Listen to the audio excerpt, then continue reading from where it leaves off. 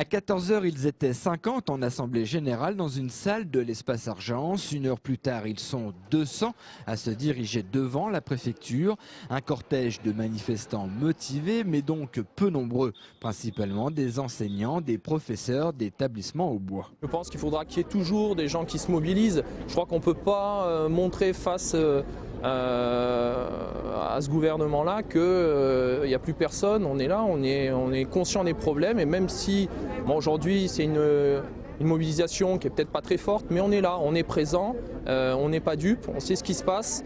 Et je pense qu'il y aura toujours des gens pour venir défendre les intérêts concrètement là sur le terrain. Claude enseigne les mathématiques dans un collège de Brienne-le-Château. Selon lui, le nombre d'élèves augmente, mais celui des professeurs diminue. Ses conditions de travail en sont affectées. Les suppressions de postes impliquent une détérioration des conditions de travail.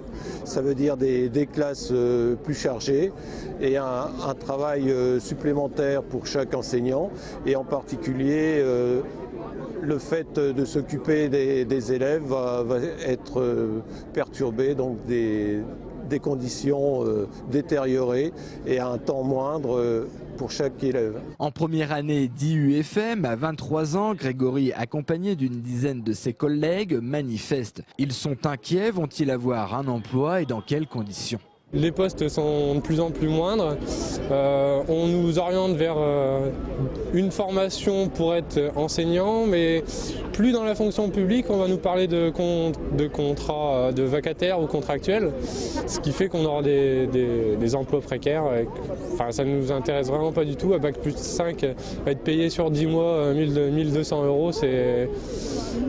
Enfin, on se dirigeait pas par là, et ensuite on nous amène dans des classes sans nous préparer en fait. Les jeunes ont peur pour leur avenir, les plus anciens pour leur retraite. Jacqueline, retraitée depuis 8 ans, elle était intendante dans un collège Balpavé pour revoir les conditions de retraite de l'éducation nationale. Eh bien parce que la suppression des postes auxquels on assiste à l'heure actuelle pour les fonctionnaires peut conduire demain le gouvernement à dire qu'il n'y a plus suffisamment de cotisations pour payer les retraites, à les diminuer, et on est en train également d'assister à un nombre d'années qui est de 40, qui va passer à 41 ans. Précédemment c'était 37 ans et demi, nous y tenons.